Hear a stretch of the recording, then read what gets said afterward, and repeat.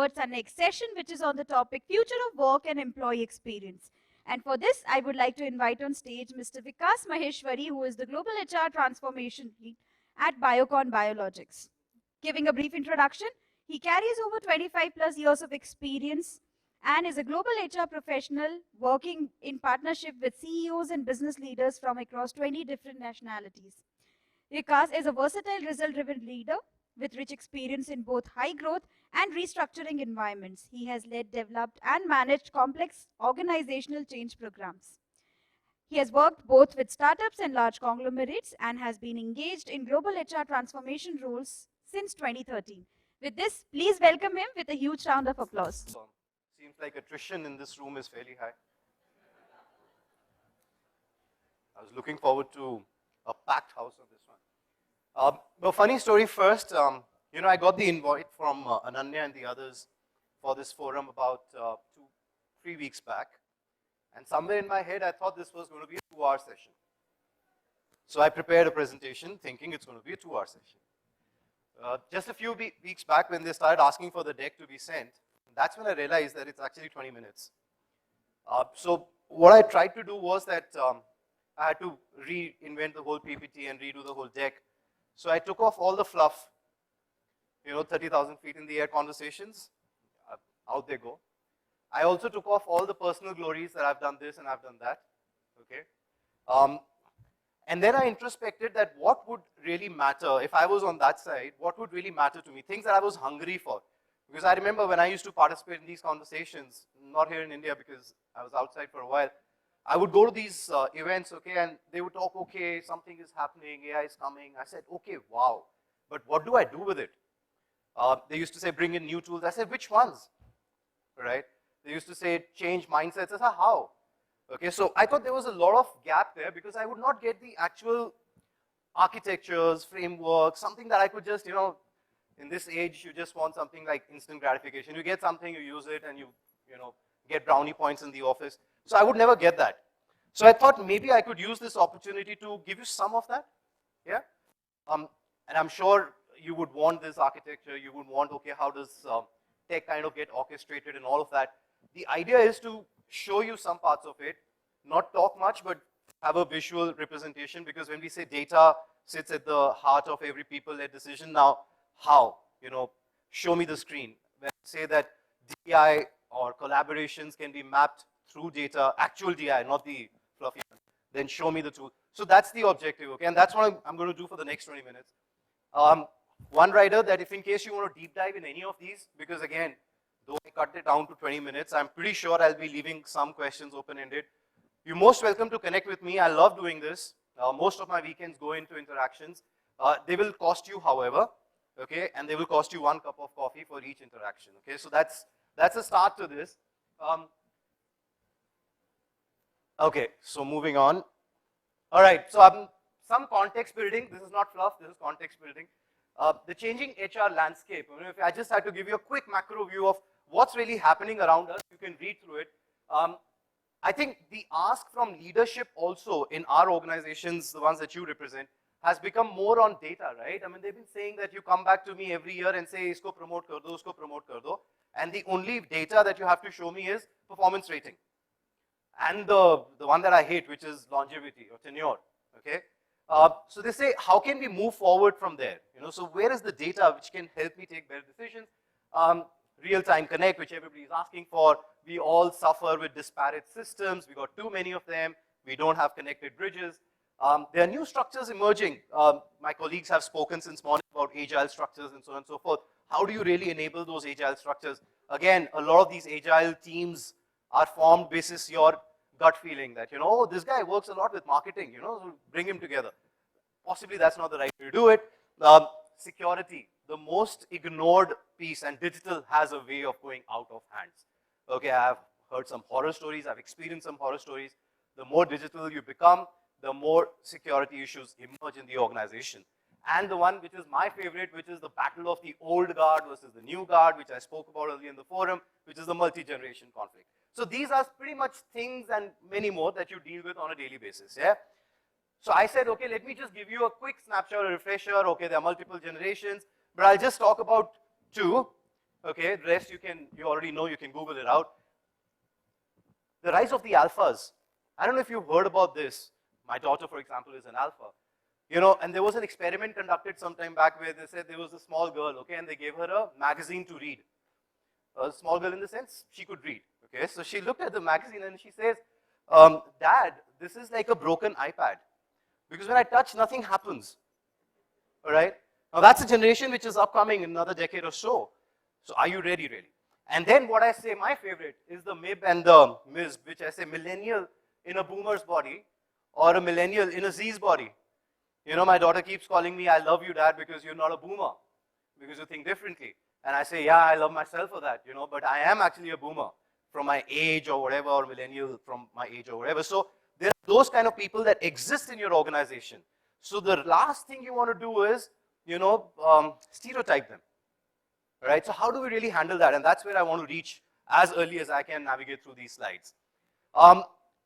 I love this one because every generation seems to think that we are the best, right? And this was something that was said, I think, in the 1800s when it said by one of the thought leaders. He said, each new generation is heralded by a belief that, you know, we have discovered a new truth. So yeah, I mean, my, you know, old guard thinks that these new guys, they don't know. We've set up this business in 40 years, and new guys think, these guys don't know. They haven't moved in 40 years in the same organization, right? Those are challenges. And then this, very important, you may realize this, you are suffering this in your organization if you're growing. Generational conflict is your challenge right now. And the issues at heart are control, scope, span, all of that. So how do we really handle that? Again, I'm leaving these questions open because I want to get those slides up and running quickly. I keep saying, and Sudhakar has moved out, who he spoke about the trust score, which is nothing but like a Instagram, right? Verified profiles, blue ticks. So that's what he's actually trying to create. He's saying that all people, all employees, if you have a blue tick, you're good to hire. If you don't have a blue tick, you're not good to hire. It's like Instagram. So I keep saying, even my daughter, okay, she hates books. Okay, and she keeps looking at Instagram and she comes back. The other day she came back and she started talking about quantum computing, or, you know, or metaphysics and so many other things. Where are you getting all this jazz from? She said, Instagram. I said, unbelievable. And she showed me that stuff. So I keep saying, is HR the new Instagram then? You know, can we look at HR, you know, to have more simplified journeys? And my colleague from Reliance Industries has moved out, attrition as I said. But Reliance, Jio and Meta, Facebook, they've come together and they've built a unique shopping experience. I don't know if you've seen that video, where you can do everything on a WhatsApp. Now you keep thinking HR, okay, at the background, and you say, leave management system, why does somebody have to go through that application to apply for leave? WhatsApp, leave done. Is that too fancy a talk? Sounds like it, right? But you know what? It's happening. It's really happening. A lot of people are doing this in India. Metaverse is a reality. Happening. Vodafone, big investment. Okay, so there's lots to talk about. As I said, these are just context-setting conversations. I want to get into some of the key slides. So if I had to tell you, okay, what really is the framework, okay? What are the key things, key initiatives that if you are sitting in a position of decision-making or you're influencing a decision maker, what are those things that you need to really work on? So it's a 5 swim lane approach. And this is not waterfall, this is agile. This is not to say step 1, step 2, step 3, I don't understand that. It's all to be done in parallel. But key initiatives that you need to look at: foundation, engage, empower, frame, and control and governance. Most important is here. All right, as I keep saying, compliances, security, very important. Foundation, how do you lay the foundation for a transformation in your organization to make those digital journeys a reality? There are about 5, 6 things that you need to do. The one that you see in bold is what I'm going to talk about. Rest of the stuff I don't have time for. As I said, I don't have 2 hours, okay? But broadly, you're looking at, you know, personalized journeys, and a lot of people spoke about personalized journeys. I want to tell you how exactly. I want to tell you what are the tools to use to actually map those journeys, and then in your organization you could do that. Engaging with leadership and the others. Empowering not people, not managers, but the whole ecosystem. How do you do that? And that's where I'm going to talk about skills COE. Again, very well abused, very well heard. I'm not sure how many of you are already working on it, but I'll give you my version of it. And then frame. Framework is about creating the actual framework for execution. A quick show of hands, how many people have heard of organizational network analysis? 1, 2, 3. Lovely, I love this, I love this. So that'll be something new for you all. Okay, and I'm going to show you some screens there. And that's pretty much what the structure is. But you know what my favorite part is? That I think HR has to start reimagining itself to say that can HR policies, structures, everything that we do, can it be of the people, for the people, by the people, not by HRs? Okay? The day you start reimagining that and you start thinking on those lines, I think you would have cracked it. All right? And you see some glimpses of that going forward. So the first thing I'm going to talk about is experience journey maps. Now this is hardcore stuff. Okay, guys, please make notes, take pictures, do whatever. Somebody in the morning spoke about saying that, you know, HR is equal to tech. Here's my view. I think HR is not just equal to tech, is also equal to marketing. Just think deeply about this. A lot of marketing practices that marketers have adopted and used and deployed are now a run of the affair for HR folks. How? I'll give you one example. Customer journey maps. Any marketers in the room would have heard of it. E-commerce guys came up with it first. They said, okay, if an employee has to buy something online, what are the 1, 2, 3, 4 steps that the person does? They mapped it, and then they said on step 1, these are the empathy maps. Design thinking, empathy maps to say thinking, doing, feeling. Okay? And if this is the thinking, doing, feeling, then I need to correct something in my process. This is pretty much what a customer journey maps look like. Similarly, they also started creating personas, that not one customer or not all customers are the same types. Different customers behave differently. Okay? They have different personas. The same practices have now been adopted by HR practitioners to say, where are the personas? Which are the personas in my organization? Manager-employee is not a persona. It's just a classification of an employee. I believe, and some of you may agree, disagree, whatever, but I very strongly believe that an Apple user is different to a Windows user in a persona. Right? If that is a variable, then probably what the Apple user needs in an onboarding program is different to what a Windows user needs. Some people still love 8 hours of training programs. Some people don't have attention span at all. Where is your persona? Have you thought about all of these things? First and foremost, map your persona. Stop talking technology. Get into hardcore basics. Basics are, where is my employee sitting and what does the employee want? Okay, and what are the personas in the organization? Typically, in my view, in my experience, there would be about 7 to 8 personas in any organization. Okay, not whether it's a startup or a scaled up organization, about 7 to 8 personas. Once you've got the personas, then you need to do something known as a journey maps. The next few slides are death by PowerPoint. But they're important for you to see. Okay? So we keep talking journey maps and this and that, blah, blah, blah. Somebody said experiences and all of that. What does it look like? This is how it looks like. And it's beautiful, it's simple. It just looks complicated, but it's extremely simple. I'll quickly deconstruct this for you. This is a N-3 level of a process. So you've all heard of employee journeys. Recruitment hota hai, sourcing, post-sourcing, onboarding, second step. After that, goal setting. Then performance management, yeah, training. Then somewhere, if I'm lucky, promotion. Then I get another job, exit. And then I become part of the alumni. और फिर घर वापसी का campaign शुरू होता है. Join me back. Okay? This is typical Google employee experience map, right? Or employee journey map. I've just tried to tell you that this is one business process or one employee journey process called booking of a business travel. This is an important event in the life of a person, right? When you are supposed to go somewhere. If today I was to get up and say, hey, listen, you got to go to some, God-forsaken place, you will have a lot of questions in your mind. Now, what this does, this is a study and it's got design thinking at the heart of it, okay, no tech again. This basically says that for a certain persona type, okay, for a certain persona type, which is not defined in this slide, but there is one, what are the different stages in going on a business travel? So there is a planning, there is a booking, there is a post-booking, there is a travel and stay, and then there is a post-travel, which is my claims and all of that. That's the first thing that it does. This is all brainstorming. You sit in a room and you hash this out. The second part, which is here, is to say what happens in this process. What is the doing? So there are 3 parties. There is a manager, there is an employee, and there is some travel system sitting somewhere. Okay? And some stages, there will be a travel desk. At some stages, there will be a system to claim forms. At some, there will be a hotel where you're supposed to stay. A lot of this is just a plain vanilla process map, which you create by observing. The next stage is which I call the rubber meets the road stage, which is the actual empathy map. What are you thinking, feeling, experiencing? Thinking, feeling, experiencing at each of these stages. Imagine if there was a mother who was expecting, possibly, not a mother, but a woman who was expecting and possibly 3 months into pregnancy.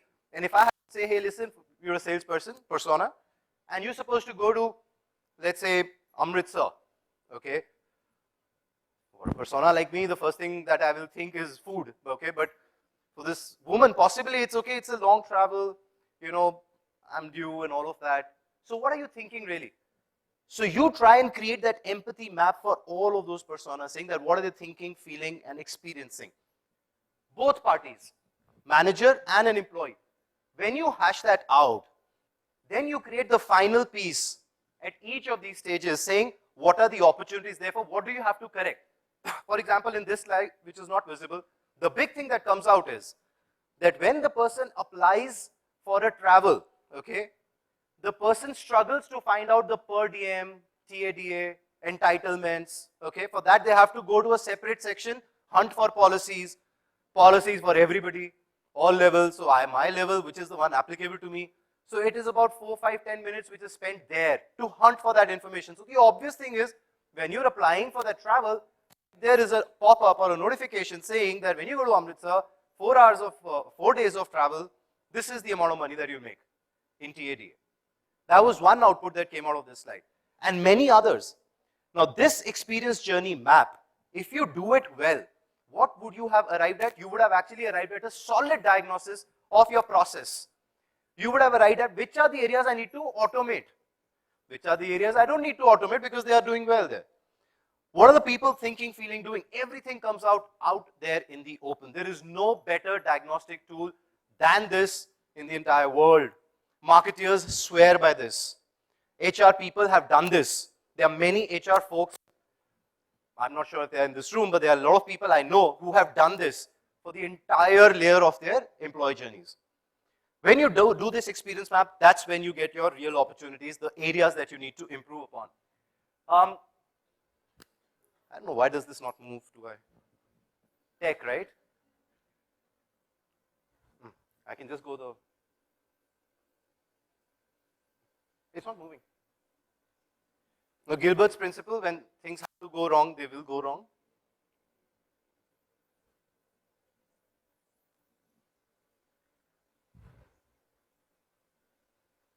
About is the whole HR orchestration, okay, and this is the digital orchestration of HR. Keep talking about systems, platforms, technologies, tools, okay. A lot of us still have legacy systems in our organizations, whether it's an SAP SF or an Oracle or whatever. And then we talk about the new age ones that are coming and we struggle. Where do we park everything? And if you're a part of the earlier conversation where I was saying that a lot of these are basically just glorified Excels, okay.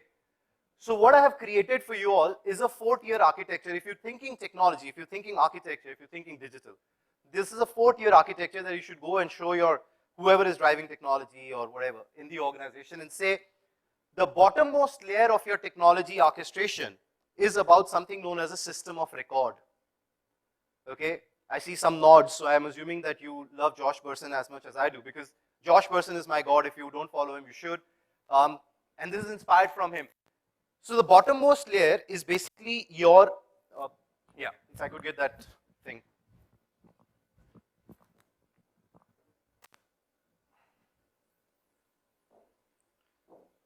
Yeah.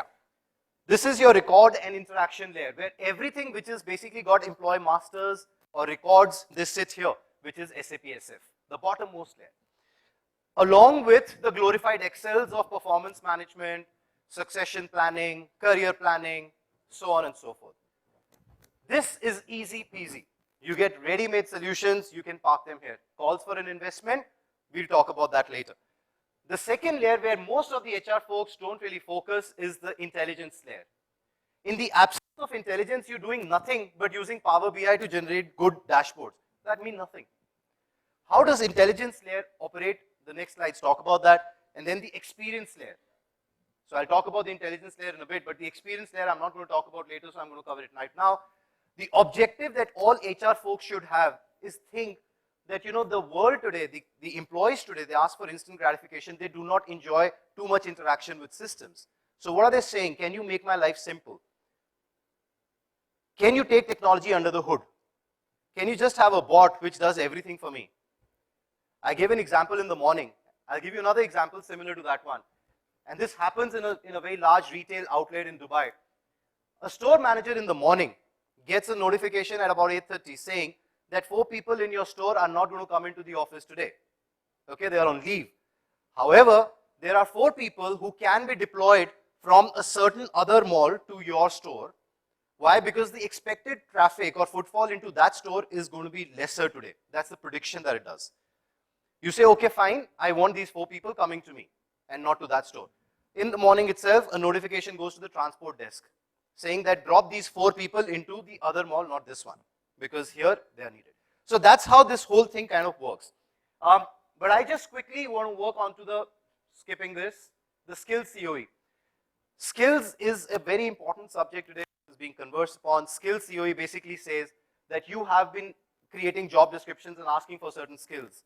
Can you now go out and net scrape this through AI and ML and say that for an HRBP with 7 years of experience, what is a Pfizer asking, what is a Flipkart asking, what is somebody else asking? You get all of that input through internet, through net scraping, to say that these are the key skills that the world is asking. You look at those key skills, and then you do something known as skill gap analysis. When you do a skill gap analysis, you get a score, a skill score index of the company to say that HRBPs in this company are at 80% or 60% readiness. Similarly, the impact is on talent acquisition. Best impact is on learning journeys. All right? The other best impact is on talent management. So next time when your manager or when your leaders are sitting on promotion conversations, they look at not just the longevity, they don't look at just the tenure, etc. They look at also the skills for the current role and the desired or the next role. So the conversation is now data oriented, it is on skills, not just on the age of your, or say. Okay, so skipping through all of this, these are some interesting use cases, you know, where it is kind of said that how does this impact the journey, the skill journey for an employee. Many use cases exist on the skill COE. The most interesting one, which a lot of people do not talk about it, how do you map skill to a KPI? So you know you have to do a KPI, but what are the skills you need to deliver that KPI? You can get this information from net scraping. And for that particular skill, how much do I need to pay you? So the total reward and the comp and bench structures these days are being built basis this information, not basis Mercer reports alone. Okay? And last but not the least is the whole organization network analysis. I'm going to just shut it down here saying that organization network analysis is a tool, okay, which goes into the data that you have, the universe of data that you have. It sits on your email servers. It sits on every little interaction layer that you have. And then comes up with inputs saying that, you know what, while you believe that the CHRO and the talent acquisition heads, they should collaborate, but there's no collaboration. The actual passive network and the active network is populated from the ONA as a tool. I know. Okay, so these are many use cases, new hire integration, real data. Actually, what is the new hire integration? What is the gender DEI? So diversity is about numbers, inclusion is about making numbers count. Where are the inclusions actually happening? This is all identified by ONA, no human intervention. Similarly, on collaboration, where are the actual collaborations happening? Where are the actual employee communities sitting? So on and so on and so forth. So I'm going to just shut it down here, lack of time, and I believe there are no question answers. No, she said there was no question answers. All right, I think they're kind of confused. While they're confused, if you have any questions, please go ahead and ask me. No? Yeah. No. I'm lucky that way I'm on the Biocon Biologics side, which is about a 4 or 5 year old organization. Okay? So I don't have the challenges of legacy, and 60% of organization is new. But in my previous avatars, I had this problem where a 40-year-old retail company with people who've been around for 40 years. I think it's a lot to do with empowerment at the top. We keep struggling. If you're a transformation person, if you're reporting to a CHRO, it's not going to work. You got to get the sponsorship from the owner of the business. You got to get sponsorship from the CEO, nowhere else. And if you do not have that empowerment, it will not work. Second, democracy doesn't work in transformation. A lot of this is autocracy. I'll tell you an example. Evolution, right? Darwin evolution. From monkeys to humans, it took us millions of years. We're not talking evolution here. We're talking transformation. Transformation is quick, immediate, and is painful. So these have to be, a lot of these have to be very autocratic decisions where somebody hammers the nail on the head and says, this is happening, like it or not. Okay? And third is the softer approach, which also has to be done, which is about changing the mindsets. You know, education, handling unconscious biases, all of those are relevant. A lot of people do that. But all these three factors need to come hand in hand. Empowerment, you know, autocracy versus democracy, and then bottom-up approach of, you know, building a cohesive ecosystem and helping people align.